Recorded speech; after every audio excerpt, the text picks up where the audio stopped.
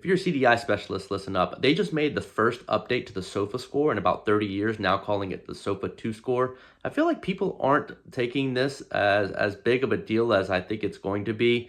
I think in about 2 to 3 months, we're going to start seeing new sepsis 3 denials rolling in based on the new SOFA 2 score, and people are going to be scrambling for information on it. So I actually just made a 1 hour webinar breaking down the new SOFA 2 score, also talking about, of course, the nuances, but also how our insurance is inevitably going to misuse this and weaponize it.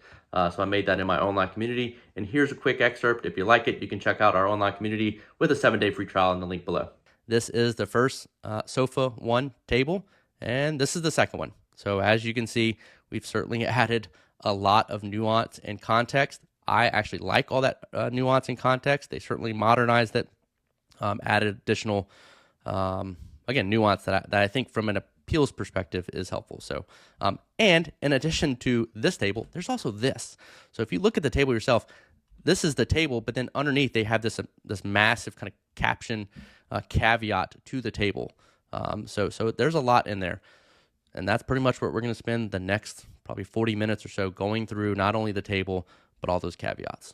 So the first thing we need to address, though, is how the score is calculated, because that's something I think is misunderstood. I may have even misunderstood this in the past, and it's certainly something I see payers maybe intentionally misusing. So they say this is the first bullet point under the SOFA 2 table, is the final score is obtained by summing the maximum points from each of the 6 organ systems individually within a 24-hour period, ranging from 0 to 24.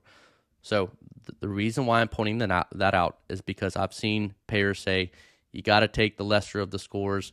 You'll hear me, this is not the last time I'm going to say it, I'll hear them say, oh, it's got to be obtained after fluids, or we can only use the labs when they're obtained at the exact same time. So it can't be a BMP and then a hepatic function panel that was obtained, a few hours later. It's got to be all on the same lab, or only those that were obtained within a single day of 24 hours. The reason why I make that point is that you can see, again, so this was the first bullet point of them explaining how to obtain the score.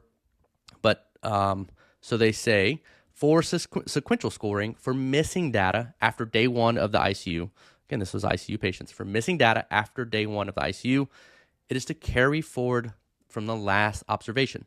The rationale being that non-measurement suggests stability.